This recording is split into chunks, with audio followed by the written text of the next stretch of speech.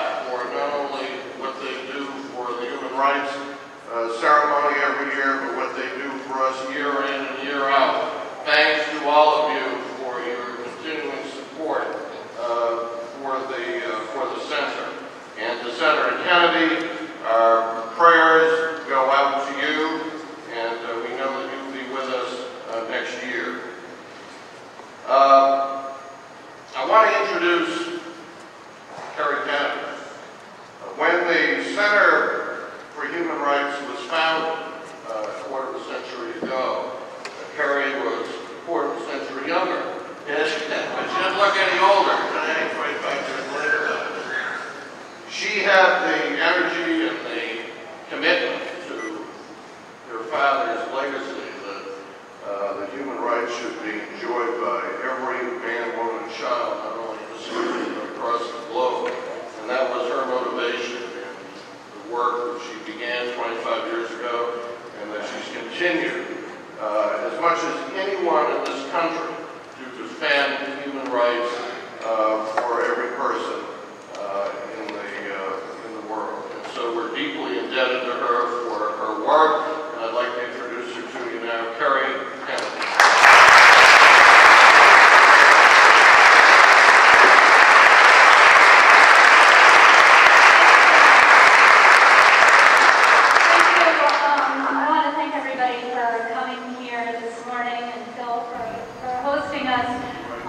I just want to say, before I begin, that as you know, when somebody wins the RFK Human Rights Award, we continue to work with that person and develop programs to enhance their work on the ground in their country and in the halls of Congress and at the UN and around the world. But sometimes our Human Rights Award laureates need more than help on human rights.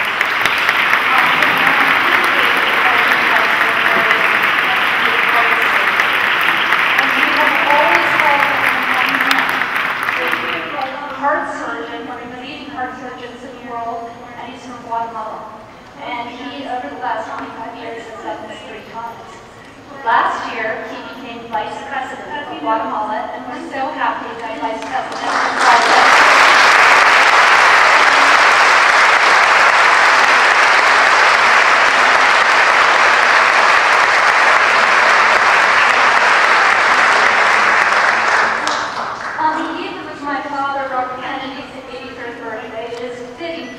To his life and legacy that we honor Aminatou Haidar, the Sahrawi Gandhi, with the Robert F. Kennedy Human Rights Award. Aminatou is a courageous leader in her people's almost half-century battle to realize their inalienable right to self-determination. In 1975, the government of Morocco invaded Western Sahara on the eve of its anticipated referendum on the independence from Spain. The invasion was in defiance of a clear ruling by the International Court of Justice, holding that the arguments presented by Morocco do not establish any tie of territorial sovereignty between the territory of Western Sahara and the Kingdom of Morocco. Indeed, the court aligned itself with the United Nations resolutions regarding decolonization of the Western Sahara, and emphasized in its opinion the principle of self-determination through the free and genuine expression of the will of the Sahrawi people. In response to the invasion, the Polisario launched an armed struggle against the occupying Moroccan forces.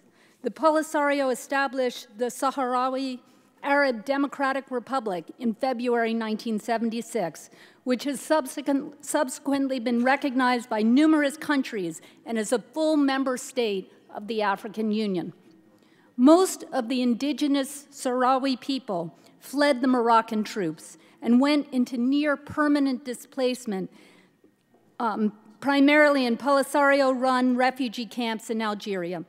Morocco's military forces eventually assumed control of almost the entire territory, including every major town. In 1991, based on Morocco's promise to hold an internationally supervised referendum on the future of the territory, the Polisario and the Moroccan government agreed to cease fire. But the government of Morocco refused to allow that referendum to move forward. Instead, it engaged in a relentless campaign of violence as a military strategy to maintain territorial control and suppress civil and political rights. Moroccan troops and government authorities have silenced dissent, suspended rights to free expression and assembly, harassed, threatened, jailed, tortured, and disappeared countless Sahrawi. Mock trials on trumped-up charges are standard fare, followed by unspeakable cruelty. For years, the suffering of the Sahrawi was virtually muted by the Moroccan authorities. But that silence has been broken by one woman on a mission to give voice to a repressed and impoverished people in a remote portion of the Sahara Desert. Aminatou Haddar's unyielding quest to raise the profile of her beloved homeland has brought the plight of the people of Western Sahara to the corridors of power throughout the world. Aminatou was born in 1967 and grew up amidst the human rights atrocities committed by Morocco's occupying forces. In 1987, at the age of 21, she joined a peaceful demonstration organized during a visit from a UN mission. In response, Moroccan police arrested her along with more than 400 peaceful protesters, of whom 70 would lengthen the list of the disappeared. 17 of the women, including Aminatou, were targeted for unimaginable torture. Abducted by plainclothes Moroccan police, she was gagged, starved, sleep-deprived, subjected to electric shock, severely beaten, and worse. Her meager rations were infested with insects, and lice covered her body. Throughout her captivity, Aminatou's tormentors refused her access to her family, her lawyer, or any contact whatsoever with the outside world. To this day, her detention haunts her. She regularly passes her tortures on the streets. Threats from police and others are a frequent occurrence. But Aminatou will not be stopped. Upon release from prison, Aminatou began organizing against the occupation and led efforts for the release of prisoners of conscience. She spoke eloquently regarding the rights of women and children and the importance of nonviolent protest. In June 2005, Aminatou was arrested again, tortured, and incarcerated in the black prison of El Ayoun. A kangaroo court sentenced her to 7 months in jail for her outspoken support of human rights in Western Sahara. Despite the torment, Aminatou refused to be cowed. On the very day of her release, imagine that, she defiantly issued this public statement: "The joy is incomplete without the release of all Sahrawi political prisoners and without the liberation of all the territories of the homeland still under occupation by the oppressor." Although human rights organizations cannot legally register in occupied Western Sahara, Aminatou defiantly serves as the president of the Sahrawi Collective of Human Rights Defenders, or CODESA. CODESA is at the cutting edge of social change, advocating for basic rights and defending the oppressed. Bravery is most commonly associated with a single act of daring at a precise moment in time, often in war. But battlefield bravery pales in comparison with the quality of courage exemplified by Aminatou Haddar. Despite bloodshed, torture, starvation, disease, and the savagery of an occupying army which brought death to many of her people and the rape of her beloved country, Aminatou has made it her mission to speak truth to power about the plight of her people. She will not be dismissed. And Aminatou, I want you to know that from this day forward, we at the RFK Center for Human Rights will work to ensure that you will not be silenced. Nobel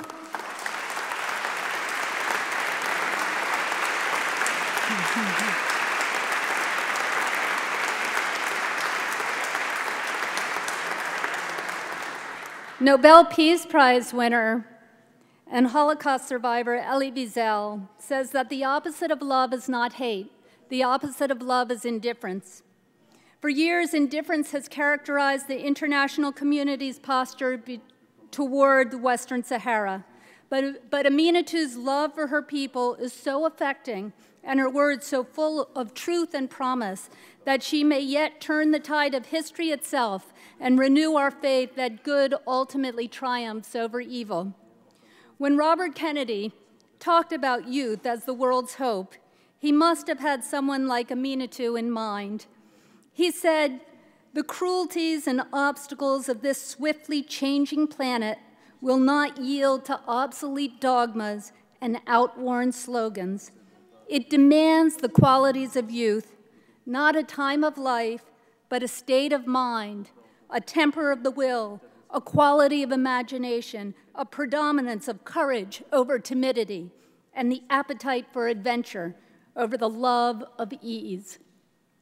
It is an honor now to join another woman who, like Aminatou, personifies the predominance of courage over timidity and the appetite for adventure over the love of ease.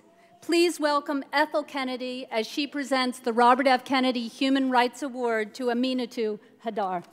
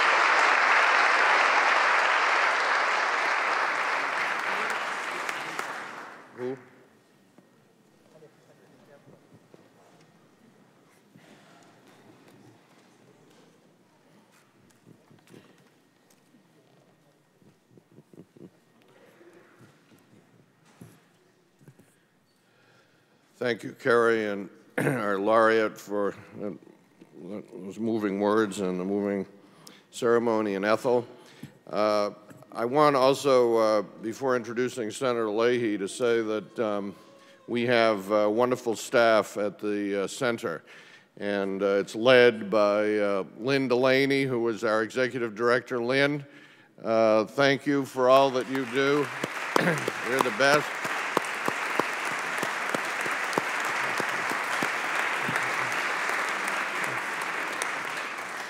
And the director of the Center for Human Rights is Monica Varda, who just had a baby. And Monica, stand up.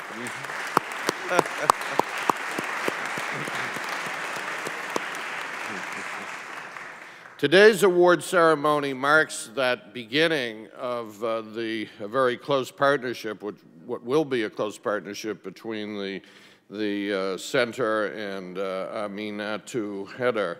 In addition to recognizing her for her accomplishments, today the center begins to work with her and with other human rights activists in her country for social change, the respect of all people in that part of the world.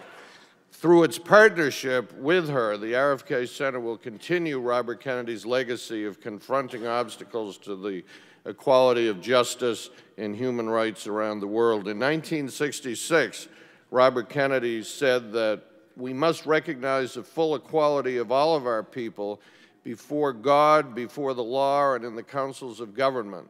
We must do this not because it is economically advantageous, although it is, not because the laws of God and man command it, although they do command it, not because people in other lands wish it so. We must do it for the single fundamental reason that it is the right thing to do. One of our elected officials most dedicated to the ideals of human rights continues to be Senator Patrick Leahy of the great state of Vermont. He has committed his public life to speaking out on these values both at home and abroad, and especially for the right to self-determination for the people of Western Sahara. It is a controversial issue and he, like everyone else in public life, had to make a decision. And he made the kind of decision that he is well known for and has been well known for during his entire career. His decision came down on the side of human rights for the people of Western Sahara. And for that, we are all very, very deeply grateful to Senator Patrick Leahy, and we want to welcome you, Senator Leahy, here today.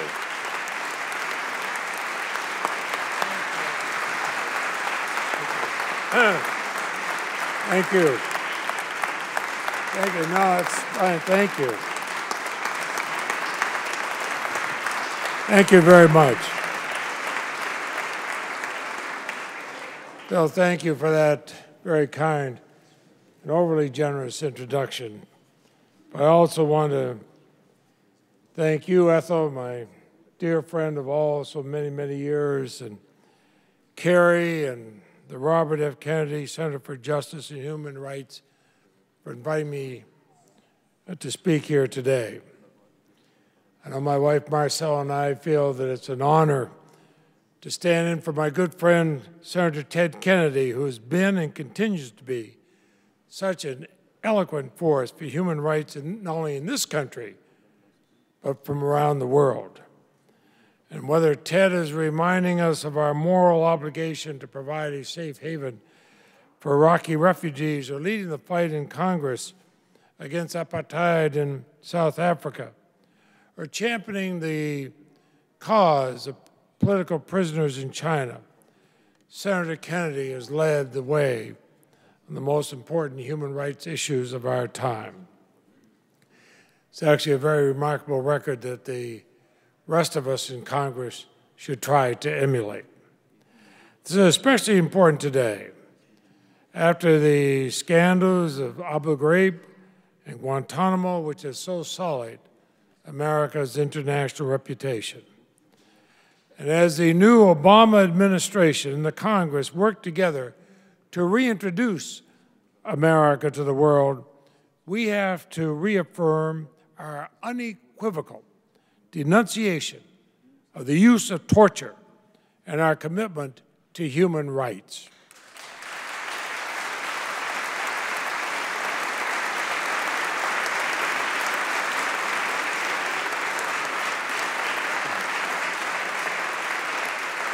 And this is as necessary here at home as it is abroad. The Robert F. Kennedy Center for Justice and Human Rights is a living reminder of a time when Robert Kennedy, at such a young age, showed the country what the role of the Attorney General of the United States could or should be. And Ethel, as I mentioned earlier, is a young law student here at Georgetown.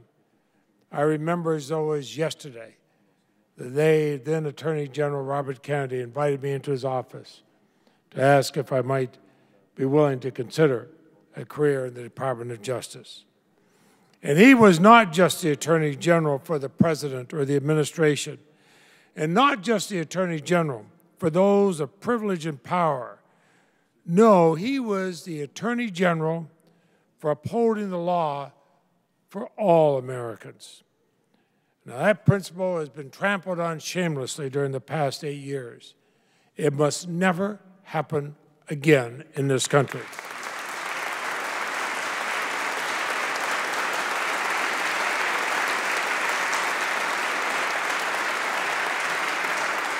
You know, the Robert F. Kennedy Human Rights Award not only informs us of a laureate's cause and courage, provides a recognition and support to enable that laureate to continue working, often at great personal risk, as we know, for the principles that we cherish. And this year's laureate, Ms. Aminatou Haidar, she's been called, and I know I'm going to mispronounce this, the Sahrawi Gandhi. I know how it's spelled. And I know it means you're one of the best-known human rights activists of your homeland, Western Sahara, and we all applaud you for that.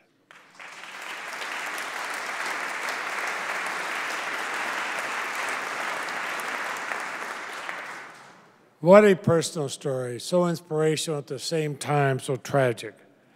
Tragic for the suffering she's endured in seeking to promote respect for universal freedoms, but inspirational for her courage, her devotion to her people, to human rights, and what her life says about the resilience of the human spirit.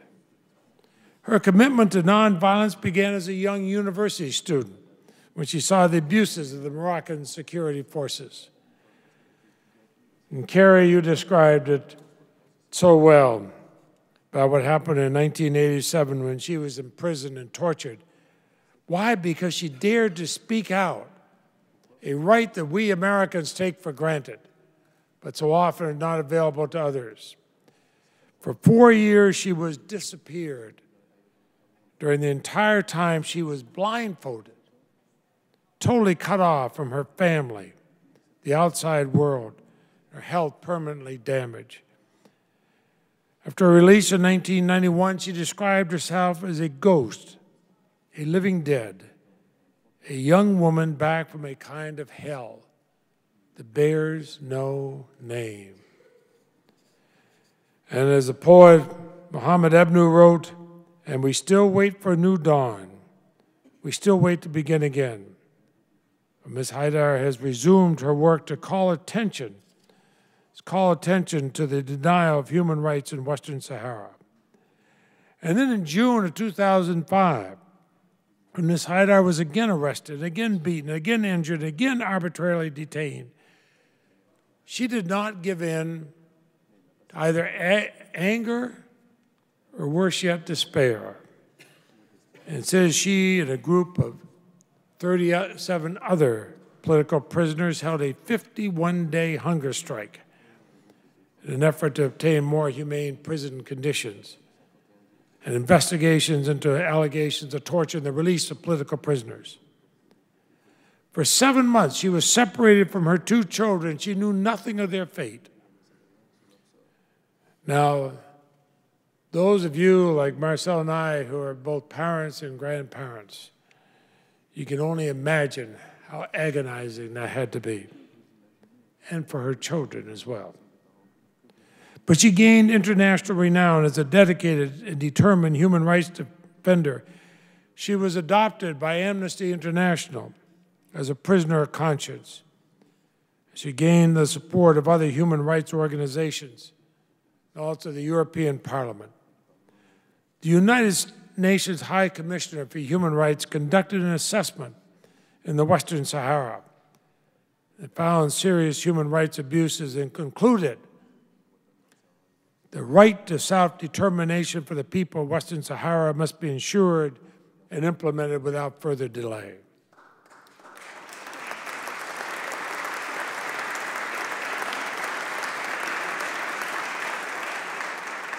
She still continues to fight. She's president of the Sahrawi Collective of Human Rights Defenders, CODESA, which Moroccan authorities have denied the right to legally register in Western Sahara.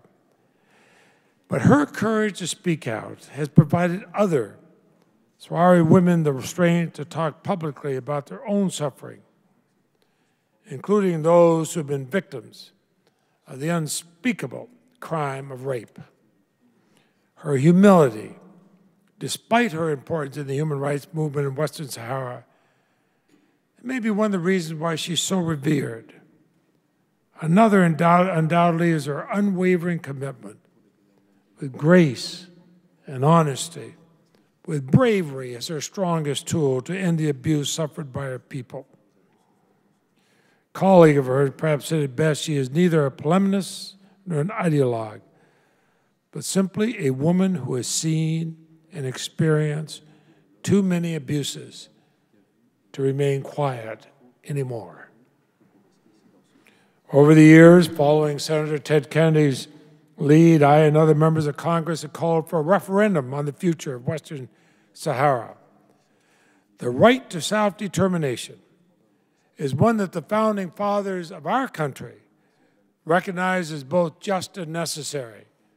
And over 200 years later, it is still just and necessary. And the United Nations has adopted numerous resolutions reaffirming this right to self-determination. Now, the government of Morocco has made recent efforts to protect human rights, and I commend them for that. They've become a party to most of the major human rights treaties. But it's now time for Morocco to fulfill its treaty obligations to uphold the civil and political rights of the Sahrawi people. And I cannot help wondering where Ms. Haidar finds the strength despite provocations and abuse, and despite the threat of being returned to prison knowing she might not survive. Robert Kennedy said, and I remember this as a young man, as a young lawyer, as a young prosecutor at the time, I remember what he said in Cape Town, South Africa. Moral courage is a rarer commodity than bravery in battle or great intelligence, yet is a one essential vital quality for those who seek to change a world which yields most painfully to change. So perhaps when Ms. Haidar speaks today, she'll tell us where that courage comes from. But her example inspires each one of us, not only to continue to support her and her people, but to defend around the world the rights of so many others who struggle as she does, often in obscurity, against forces far stronger. And that's the mission of the Robert F. Kennedy Center for Justice and Human Rights. We embrace it today. Let us all rededicate our lives to embrace what Robert Kennedy stood for. Thank you.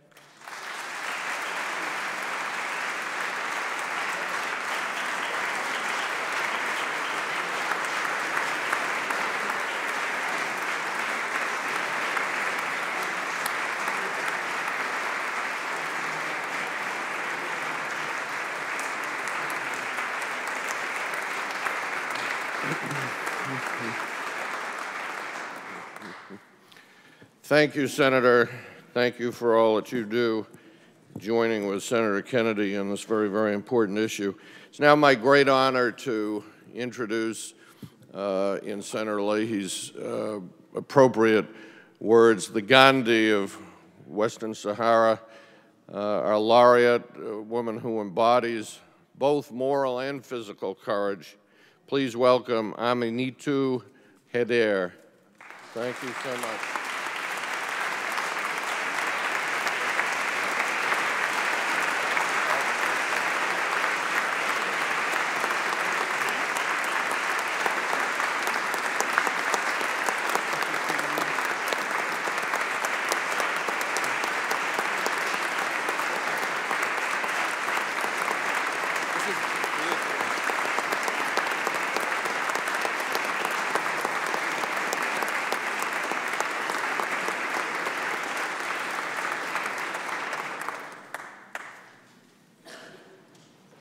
Good morning. I don't speak English. Tout d'abord, je dois saluer la famille Kennedy, surtout Madame Robert Kennedy. Je salue aussi toutes les personnalités qui sont avec nous dans cette cérémonie assez glorieuse. First of all, allow me to greet the Kennedy family, especially Madam Robert Kennedy, and also all the distinguished personalities who accompany us today. Honorable audience, mesdames et messieurs, chers amis, permettez-moi de saluer les efforts de la glorieuse institution Robert F. Kennedy, Centre pour la justice et les droits de l'homme. Distinguished guests, ladies and gentlemen, dear friends, allow me first and foremost to thank the Robert F. Kennedy Center for Justice and Human Rights, qui nous réunit en cette joyeuse cérémonie pour commémorer ensemble les vertus d'un brave homme qui a consacré sa vie à la lutte pour la liberté et la promotion des droits de l'homme. for uniting us during this event to commemorate together the virtues of a brave man who devoted his life to the fight for freedom and the promotion of human rights. À l'esprit de Robert Frank Kennedy, nous dédions le grand hommage. We pay a great tribute to the spirit of Robert Francis Kennedy. Chaque fois qu'un homme défend un idéal, agit pour améliorer le sort des autres ou proteste contre l'injustice, il envoie une petite ondulation de l'espoir qui se propage et se transforme, en accumulant l'énergie et l'audace et en un courant qui peut balayer les puissants murs d'oppression et de résistance. Ainsi disait M. Robert Frank Kennedy. Each time a man stands up for an ideal or acts to improve the lot of others or strikes out against injustice, he sends forth a tiny ripple of hope, and crossing each other from a million different centers of energy and daring, those ripples build a current which can sweep down the mightiest walls of oppression and resistance. Those were the words of Robert Francis Kennedy. Ainsi disait Robert Frank Kennedy, dont j'ai le grand honneur de me trouver en ce moment avec comme lauréate de son prix des droits de l'homme au titre de l'année 2008. Those were the words of Robert F. Kennedy, and I have the great honor to be the honoree of the 2008 Human Rights Award. Mais plus encore, je me sens inspirée de ces mêmes idiots qui a tant défendu avec conviction et en toute abnégation. And I find myself inspired by the same ideals he defended with such conviction and selflessness. Je dois alors vous dire que je partage la même conviction que M. Robert Frank Kennedy. And I have to tell you that I share the same conviction as Robert F. Kennedy. Que tous les peuples ont un droit fondamental de participer aux décisions politiques qui affectent leur vie. That all can freely speak and act to share in the decisions which shape their lives. Je pense aussi, comme il pensait, que la protestation contre l'injustice fait preuve de la plus haute forme de courage. Moreover, I share his belief that the fight against injustice is the highest form of courage. Mon peuple, le peuple sahraoui, a tant souffert des séquelles d'une guerre injuste menée contre son gré par l'État marocain depuis 1975. My people, the Sahrawi people, have greatly suffered from the consequences of an unfair war waged since 1975 by the Moroccan state against their will. Aujourd'hui, plus de la moitié de mon peuple vit en diaspora, loin de leur patrie et leur famille. Today, more than half of my people live in diaspora, far from their country and their families. Dans des conditions de vie très difficiles. L'autre moitié continue sa résistance pacifique héroïque, non violente, sous l'occupation marocaine. Sometimes in very difficult conditions, while the other half continues its heroic, non-violent resistance against the Moroccan occupation. Nous comptons jusqu'à ce jour plus de 500 Sahraouis portés disparus depuis l'invasion marocaine des territoires du Sahara occidental. More than 500 Sahrawis have been declared missing since the Moroccan invasion of Western Sahara. Et que l'État marocain refuse toujours de se prononcer sur leur sort, alors qu'elle mène des campagnes propagandistes et d'une pseudo-commission de vérité dite instance d'écriture, de réconciliation, qui parcourt le monde sans porter de véritables réponses sur les graves violations des droits de l'homme perpétrées contre la population sahraoui. And the Moroccan state still refuses to give information regarding their status, although it conducts propaganda campaigns under the guise of a so-called Truth Commission, an organization that is supposedly for equity and reconciliation, and that runs around the world without giving any real answers on the grave violations of human rights perpetrated against the Sahrawi population. Depuis le 21 mai 2005, un soulèvement pacifique non violent de la population sahraoui s'est enclenché proclamant le droit à l'autodétermination. Since May 21st, 2005, a non-violent uprising of the Sahrawi population started, proclaiming its right to self-determination. Depuis lors, tous les lieux à forte concentration sahraoui ne sont plus épargnés des manifestants qui se rassemblent dans les places publiques ou les campus universitaires ou au sud du Maroc, scandant les slogans proclamant le droit à l'autodétermination en brandissant les drapeaux sahraouis. Since then, wherever there is a strong concentration of Sahrawi, demonstrators have gathered in public squares or on university campuses, chanting slogans, proclaiming their right to self-determination and waving Sahrawi flags. Ceci se répercute chaque fois de manière périlleuse sur les manifestants qui endurent de sévères épreuves de matraque, de torture, allant jusqu'à la mort, comme c'est le cas des jeunes Sahraouis Hamdi El-Mbarki, Bouchir El-Khlifi et Sidi Ould El-Habib.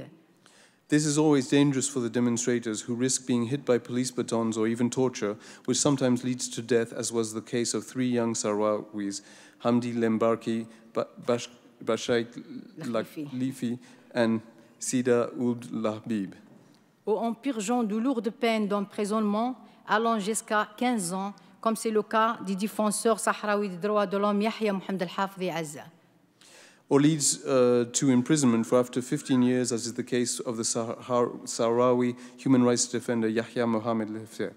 Ou encore endurer la peine d'infirmité perpétuelle suite à des interventions brutales des forces de sécurité marocaines qui ont coûté à l'étudiante sahraoui Sultana Khaya l'ablation de son œil droit ou à l'étudiant sahraoui Wali El-Qadimi une paraplégie totale. Or can even lead to becoming disabled for life, as was the case for the Sahrawi students Sultana Khaya, who lost her right eye, and Wali Kadmi, who become paraplegic after being subjected to the brutality of the Moroccan security forces. Sans dire pour autant des recettes quotidiennes de saccage des domiciles et d'incessantes campagnes d'intimidation et harcèlement contre les défenseurs sahraouis des droits de l'homme. Not to mention the daily ransacking of homes and the constant intimidation and harassment campaigns against the Sahrawi human rights defenders.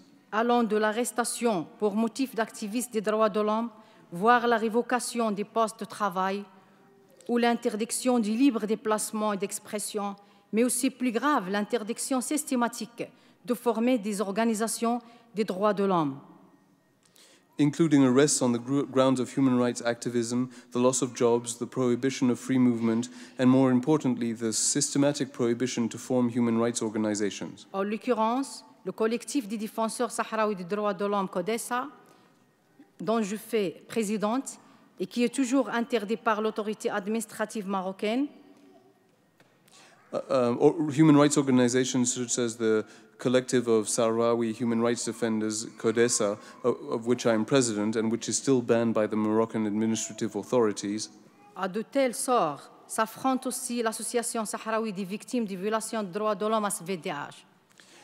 And also the Sahrawi Association of Victims of Human Rights Violations, ASVDH, which is also facing the same fate. Avec nous à la salle, il y a sa vice-présidente, la vice-présidente de cette association. And the vice president of this association is here present. Madame Jimmy Galia. Madame Jimmy Galia.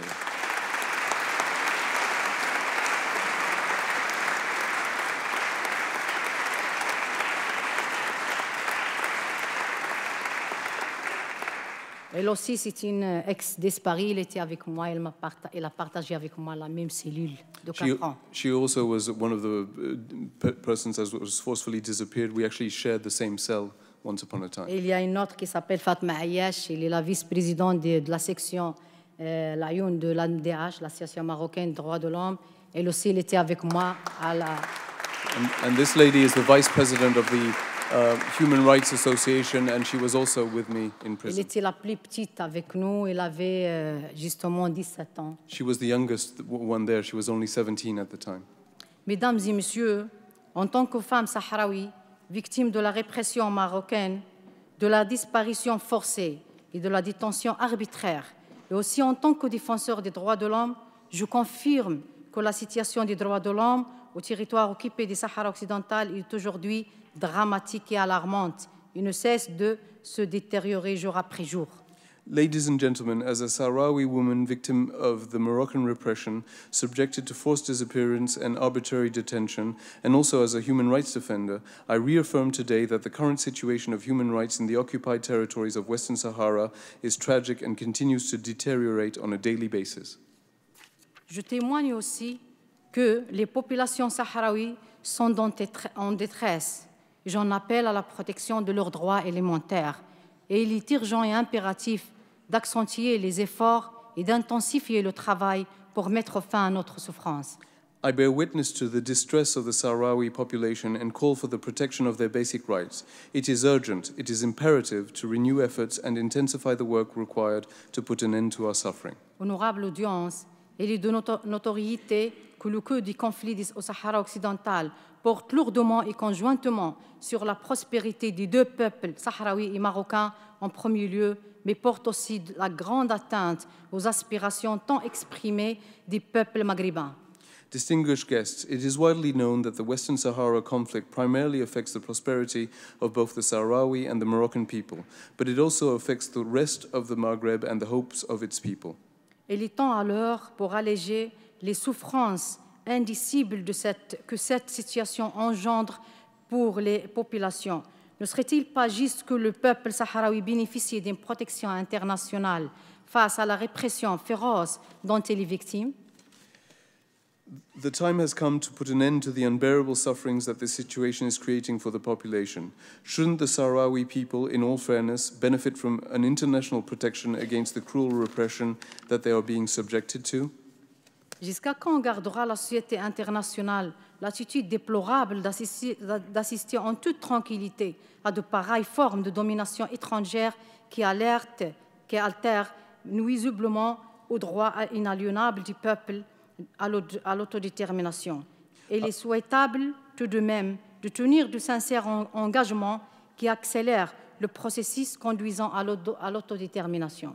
How long will the international community maintain its regrettable non-interference approach while a whole people sees its right to self-determination be trampled underfoot by foreign occupation? The time has come to uphold real commitments in order to accelerate the process towards self-determination. La Commission du Haut Commissariat des Nations Unies pour les droits de l'homme qui a effectué une visite au Sahara occidental entre le 15 et le 19 mai 2006 a confirmé dans son rapport que toutes les violations des droits de l'homme commises par les autorités marocaines au Sahara occidental découlent des dénis d'un droit fondamental et fondateur des Nations Unies, à savoir le droit à l'autodétermination du peuple sahraoui, qui est un droit inaliénable et imprescriptible. The Office of the United Nations High Commissioner for Human Rights visited Western Sahara from May 15th to 19th, 2006, and confirmed in its report that all human rights violations committed by the Moroccan authorities in Western Sahara stem from the denial of a basic right according to the UN, namely the right of self-determination of the Sahrawi people, which is an unalienable and perpetual right.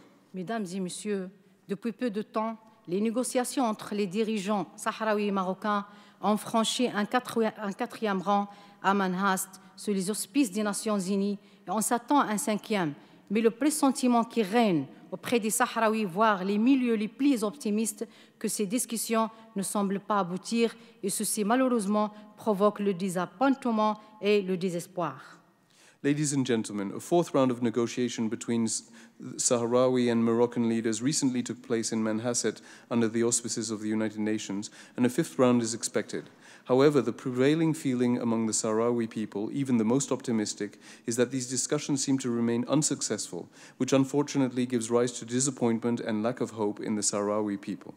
À moins de 12 ans sur l'achèvement du plan d'action de la deuxième décennie internationale pour l'élimination du colonialisme en 2010, le peuple sahraoui s'attend encore à recevoir le soutien de la communauté internationale et voir les Nations Unies jouer un rôle actif dans la recherche d'une solution juste et équitable à ce conflit qui nous a causé beaucoup de tragédies.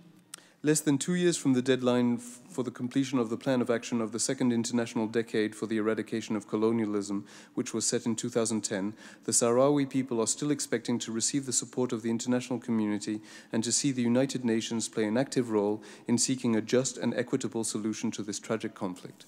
Mesdames et messieurs, honorables audiences, permettez-moi de lancer au nom de tous les défenseurs qui sont avec moi maintenant, parce qu'il y a un groupe de 10 défenseurs ici, et parmi eux, il y a 2 avocats qui ont passé 16 ans de disparition forcée. Ladies and gentlemen, allow me on behalf of all Sahrawi human rights defenders, and there is a group of 10 of those with me, including 2 lawyers who spent more than 16 years being disappeared. Alors permettez-moi de lancer...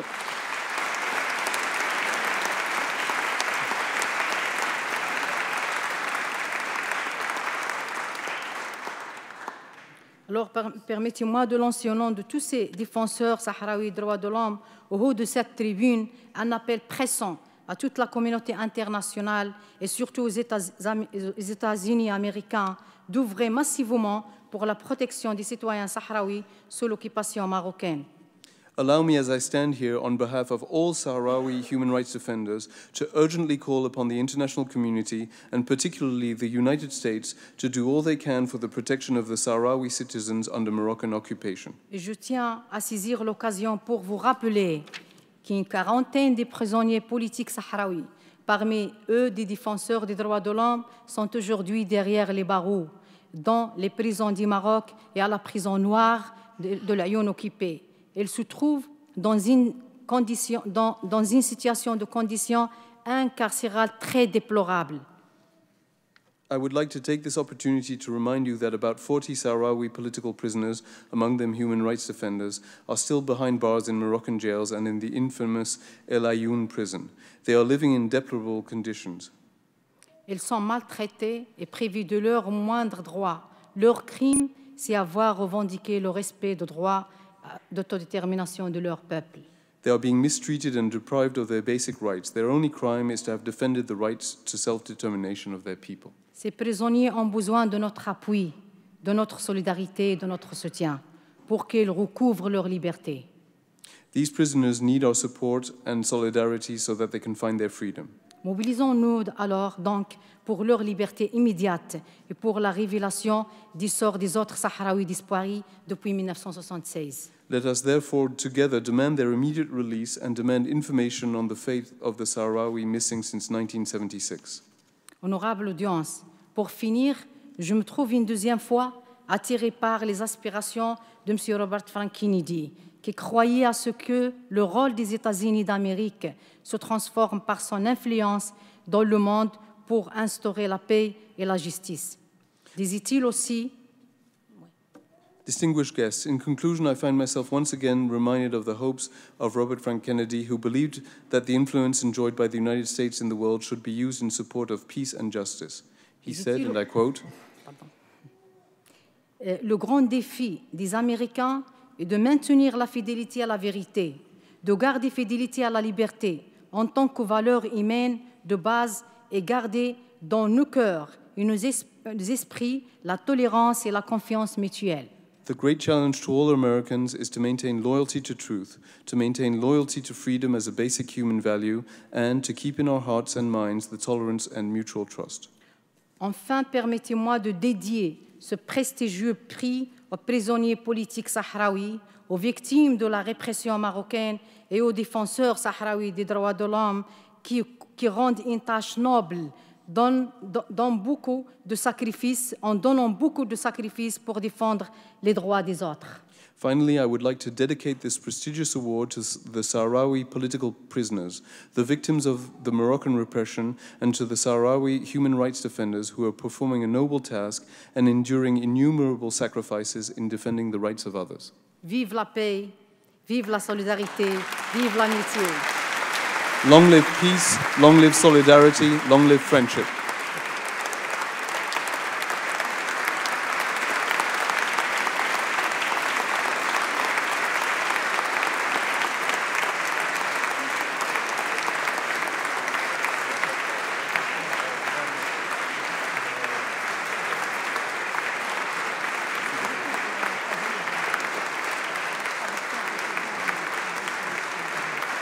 Merci, Madame Bouzani.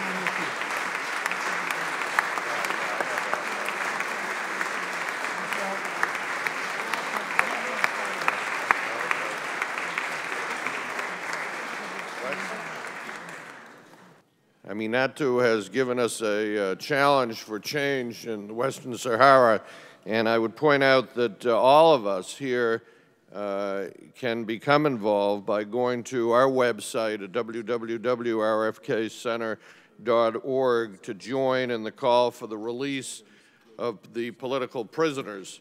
And I want to say that, of course, we want to also pay tribute to all of you who are here who have joined Aminatou today, and we want to pay tribute to all that you have been doing to support human rights in the Western Sahara. And we want to assure you that the Robert F. Kennedy Center for Justice and Human Rights will be partnering with you and working very hard to make sure that, that human rights are supported there. And I would also point out to echo or to sort of piggyback on a comment that Senator Leahy made that help is on the way. On January 20th, there will be major change here in this country.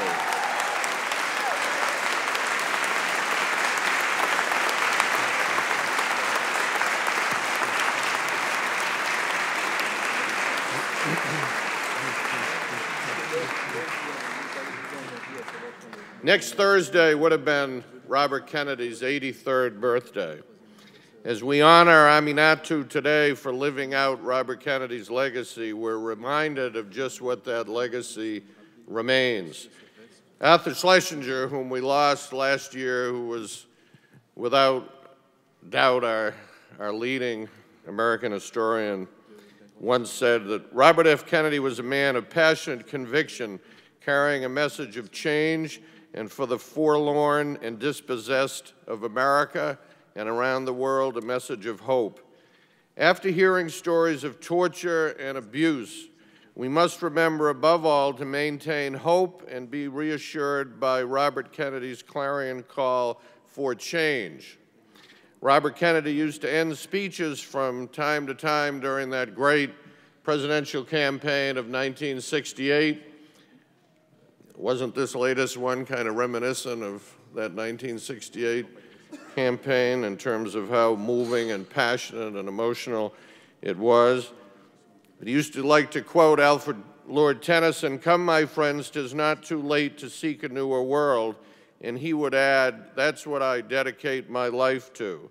Today, let us join him in vowing to create a newer world, to helping those who suffer so they may finally realize their human rights. I want to thank you all for coming today. I want to encourage you, as I indicated and as Kerry indicated, to remain involved with the center, to remain involved in supporting Aminatou and all of her colleagues, not only in the Western Sahara, but colleagues in human rights around the globe, all of whom need help, all of whom need protection.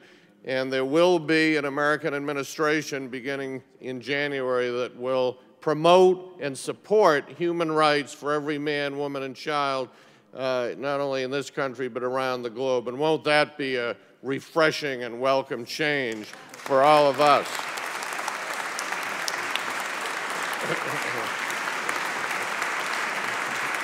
Want to invite you to stay for a while. We have a reception for all of you, and I know that Ethel Kennedy and Kerry and Senator Leahy and Aminatou in particular would like to meet all of you and thank you personally for your support. Thank you all for coming today.